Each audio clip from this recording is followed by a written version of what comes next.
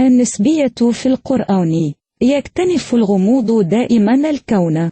كتاب القرآن الكريم الذي نزل على النبي محمد صلى الله عليه وسلم على شكل كلمة الله تعالى نقله الملاك جبرائيل عليه السلام تدريجيا حتى وفاة النبي صلى الله عليه وسلم. Relativitas dalam Al-Quran. Alam semesta raya ini selalu diselimuti misteri. Kitab suci Al-Quran yang diturunkan kepada Nabi Muhammad Sallallahu Alaihi Wasallam berupa firman Allah Ta'ala yang disampaikan melalui malaikat Jibril alaihi salam. Secara berangsur-angsur hingga jelang wafatnya Nabi Sallallahu Alaihi Wasallam. Sebagai petunjuk bagi umat manusia merupakan kuncinya. Allah Ta'ala telah menjanjikan bahwa Al-Quran merupakan petunjuk hidup bagi orang-orang yang bertakwa. Untuk membuka selimut misteri alam semesta itu, Allah Ta'ala memerintahkan manusia agar berpikir, menggunakan akal fikiran serta memahami ilmu pengetahuan. Berikut ini adalah beberapa ayat Al-Quran yang membuktikan teori relativitas itu.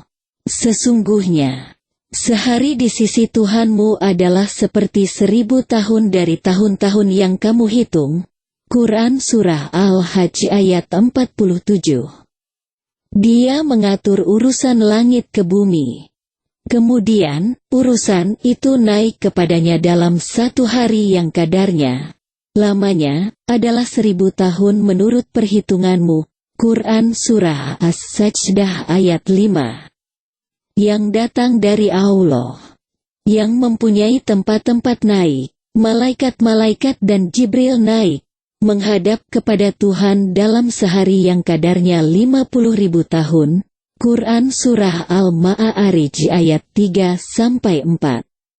Dan kamu lihat gunung-gunung itu, kamu sangka dia tetap di tempatnya. Padahal, ia berjalan sebagaimana jalannya awan. Begitulah, perbuatan Allah yang membuat dengan kokoh tiap-tiap sesuatu. Sesungguhnya, Allah Maha mengetahui apa yang kamu kerjakan. Quran Surah An-Naml ayat 88. Allah bertanya, berapa tahunkah lamanya kamu tinggal di bumi? Mereka menjawab, kami tinggal di bumi sehari atau setengah hari. Maka, tanyakanlah kepada orang-orang yang menghitung. Allah berfirman, kamu tidak tinggal di bumi, melainkan sebentar saja. Kalau kamu sesungguhnya mengetahui. Quran Surah Al-Mu'minun ayat 112 sampai ayat 114.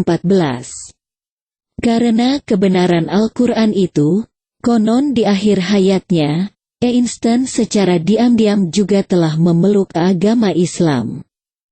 Walau fakta ini tetap mendapat pro dan kontra hingga kini. Dalam sebuah tulisan, Einstein mengakui kebenaran Al-Quran. Al-Quran bukanlah buku seperti aljabar atau geometri. Namun, Al-Quran adalah kumpulan aturan yang menuntun umat manusia ke jalan yang benar. Jalan yang tak dapat ditolak para filosof besar, ungkap Einstein. Wallahualam. Dunia sains modern di awal abad ke-20 Masehi dibuat takjub oleh penemuan seorang ilmuwan Yahudi Jerman bernama Albert Einstein. Fisikawan ini pada 1905 Masehi mempublikasikan teori relativitas khusus, Special Relativity Theory. Satu dasawarsa kemudian, Einstein yang didaulat majalah Time sebagai tokoh abad 20 Masehi itu mencetuskan teori relativitas umum, General Relativity Theory. Teori relativitas itu dirumuskannya sebagai E sama dengan mc². Rumus teori relativitas yang begitu populer menyatakan bahwa kecepatan cahaya adalah konstan. Selain itu, Teori relativitas khusus yang dilontarkan Einstein berkaitan dengan materi dan cahaya yang bergerak dengan kecepatan sangat tinggi. Sedangkan, teori relativitas umum menyatakan, setiap benda bermassa menyebabkan ruang waktu di sekitarnya melengkung, efek geodetik Rep. Melalui kedua teori relativitas itu, Einstein menjelaskan bahwa gelombang elektromagnetis tidak sesuai dengan teori gerakan Newton. Gelombang elektromagnetis dibuktikan bergerak pada kecepatan yang konstan, tanpa dipengaruhi gerakan sang pengamat. Inti pemikiran kedua teori tersebut menyatakan, dua pengamat yang bergerak relatif akan mendapatkan waktu dan interval ruang yang berbeda untuk kejadian yang sama. Meski begitu, isi hukum fisik akan terlihat sama oleh keduanya. Dengan ditemukannya teori relativitas, manusia bisa menjelaskan sifat-sifat materi dan struktur alam semesta. Pertama kali saya mendapatkan ide untuk membangun teori relativitas, yaitu sekitar tahun lalu 1905 Masehi. Saya tidak dapat mengatakan secara eksak dari mana ide semacam ini muncul.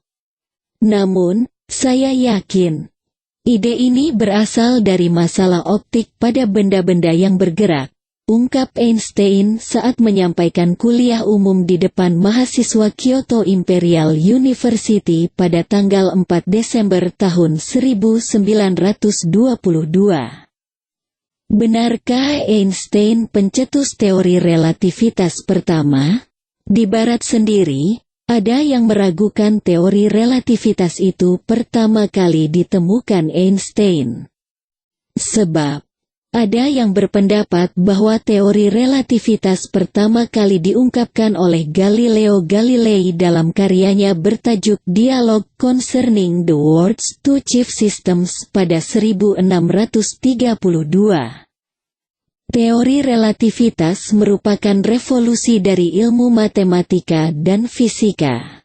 Sejatinya, 1100 tahun sebelum Einstein mencetuskan teori relativitas, ilmuwan Muslim di abad ke-9 Masehi telah meletakkan dasar-dasar teori relativitas, yaitu saintis dan filosof legendaris bernama Al-Kindi yang mencetuskan teori itu.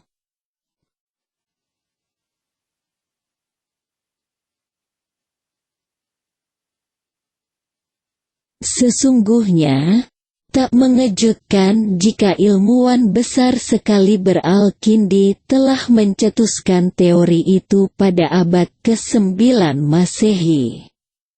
Apalagi, ilmuwan kelahiran Kufah tahun 801 Masehi itu pasti sangat menguasai kitab suci Al-Quran. Sebab, tak diragukan lagi bahwa ayat-ayat Al-Quran mengandung pengetahuan yang absolut dan selalu menjadi kunci tabir misteri yang meliputi alam semesta raya ini. Ayat-ayat Al-Quran yang begitu menakjubkan inilah yang mendorong para saintis Muslim di era keemasan mampu meletakkan dasar-dasar sains modern. Sayangnya, karya-karya serta pemikiran para saintis Muslim dalam bidang ilmu pengetahuan dan teknologi telah ditutup-tutupi. Dalam Al-Falsafah Al-Ula, ilmuwan bernama lengkap Yusuf Ibnu Ishaq Al-Kindi itu telah mengungkapkan dasar-dasar teori relativitas. Sayangnya, sangat sedikit umat Islam yang mengetahuinya. Sehingga, hasil pemikiran yang brilian dari era kekhalifahan Islam itu seperti tenggelam di telan zaman. Menurut Al-Kindi, fisik bumi dan seluruh fenomena fisik adalah relatif. Relativitas, kata dia, adalah esensi dari hukum eksistensi. Waktu, ruang, gerakan, dan benda, semuanya relatif dan tak absolut, cetus Al-Kindi. Namun, ilmuwan Barat, seperti Galileo, Descartes, dan Newton, menganggap semua fenomena itu sebagai sesuatu yang absolut. Hanya Einstein yang sepaham dengan Al-Kindi. Waktu hanya eksis dengan gerakan, benda dengan gerakan, gerakan dengan benda, papar Al-Kindi.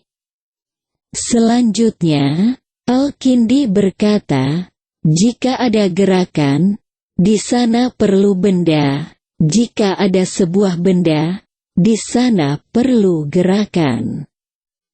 Pernyataan Al-Kindi itu menegaskan bahwa seluruh fenomena fisik adalah relatif satu sama lain. Mereka tak independen dan tak juga absolut. Gagasan yang dilontarkan Al-Kindi itu sama dengan apa yang diungkapkan Einstein dalam teori relativitas umum. Sebelum teori relativitas dicetuskan, fisika klasik selalu menganggap bahwa waktu adalah absolut, papar Einstein dalam La Relativite. Menurut Einstein, pendapat yang dilontarkan oleh Galileo, Descartes, dan Newton itu tak sesuai dengan definisi waktu yang sebenarnya. Menurut Al-Kindi, benda, waktu, gerakan, dan ruang tak hanya relatif terhadap satu sama lain, namun juga ke objek lainnya dan pengamat yang memantau mereka. Pendapat Al-Kindi itu sama dengan apa yang diungkapkan Einstein. Dalam Al-Falsafah Al-Ula, Al-Kindi mencontohkan, seseorang melihat sebuah objek yang ukurannya lebih kecil atau lebih besar menurut pergerakan vertikal antara bumi dan langit. Jika orang itu naik ke atas langit, dia melihat pohon-pohon lebih kecil. Jika dia bergerak ke bumi, dia melihat pohon-pohon itu jadi lebih besar. Kita tak dapat mengatakan bahwa sesuatu itu kecil atau besar secara absolut. Tetapi, kita dapat mengatakan bahwa itu lebih kecil atau lebih besar dalam hubungan kepada objek yang lain, tutur Al-Kindi. Kesimpulan yang sama diungkapkan Einstein sekitar 11 abad setelah Al-Kindi wafat. Menurut Einstein, tak ada hukum yang absolut dalam pengertian hukum tak terikat pada pengamat. Sebuah hukum, papar dia, harus dibuktikan melalui pengukuran. Al-Kindi menyatakan, seluruh fenomena fisik, seperti manusia menjadi dirinya, adalah relatif dan terbatas. Meski setiap manusia tak terbatas dalam jumlah dan keberlangsungan, mereka terbatas, waktu, gerakan, benda, dan ruang yang juga terbatas. Einstein lagi-lagi mengamini pernyataan Al-Kindi yang dilontarkannya pada abad ke-11 Masehi. Eksistensi dunia ini terbatas meskipun eksistensi tak terbatas. Papar Einstein. Dengan teori itu, Al-Kindi tak hanya mencoba menjelaskan seluruh fenomena fisik, namun juga dia membuktikan eksistensi Tuhan. Karena itu adalah konsekuensi logis dari teorinya. Di akhir hayatnya, Einstein pun mengakui eksistensi Tuhan. Teori relativitas yang diungkapkan kedua ilmuwan berbeda zaman itu pada dasarnya sama. Namun, penjelasan Einstein telah dibuktikan dengan sangat teliti. Bahkan, teori relativitasnya telah digunakan untuk pengembangan energi, bom atom, dan senjata nuklir pemusnah massal. Sedangkan, Al-Kindi mengungkapkan teorinya untuk membuktikan eksistensi Tuhan dan keesaannya.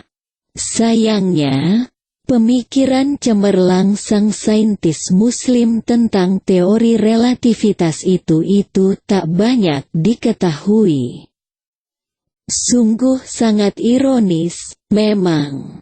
Al-Kindi atau Al-Kindus adalah ilmuwan jenius yang hidup di era kejayaan Islam di Baghdad. Saat itu, panji-panji kejayaan Islam di era dinasti Abbasiyah. Tak kurang dari 5 periode khalifah dilaluinya, yakni Al-Amin, 809 sampai 813 Masehi, Al-Mamun, 813 sampai 833 Masehi, Al-Mutashim, Al-Wasik, 842 sampai 847 Masehi, dan Mutawakil, 847 sampai 861 Masehi. Kepandaian dan kemampuannya dalam menguasai berbagai ilmu, termasuk kedokteran, membuatnya diangkat menjadi guru dan tabib kerajaan. Khalifah juga mempercayainya untuk berkiprah di Baitul Hikmah yang kala itu gencar menerjemahkan buku-buku ilmu pengetahuan dari berbagai bahasa. Semoga bermanfaat. Wallahul musta'an.